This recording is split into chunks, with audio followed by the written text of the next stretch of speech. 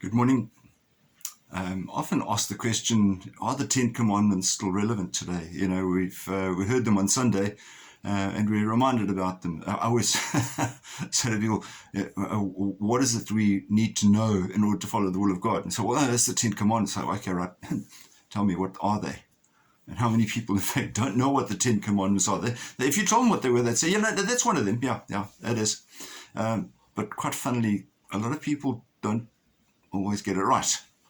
For example, if you're asked what the Ten Commandments are, it's often the teaching of Jesus slots in there. It says, love the Lord your God with all your heart, with all your mind, with all your soul. And the second is love your neighbor as yourself. And so one of those two gets slotted in. Most often the love your neighbor as yourself gets slotted in as one of the Ten Commandments. Now, Jesus says to us in today's reading, I did not come to abolish the commandments and the law and the prophets. I came to fulfill them.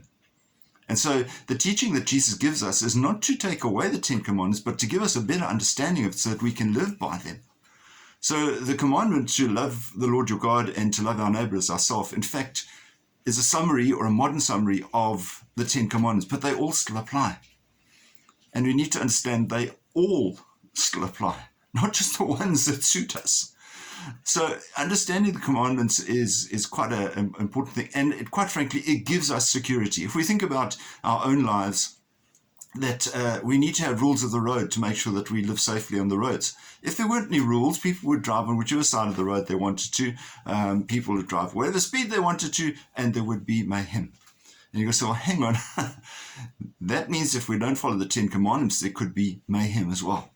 And therefore, you come around to that whole dilemma of, do we listen to human thinking or do we listen to moral thinking when it comes to the way in which we live? So the moral thinking is what we get from the Ten Commandments and the teachings of Jesus.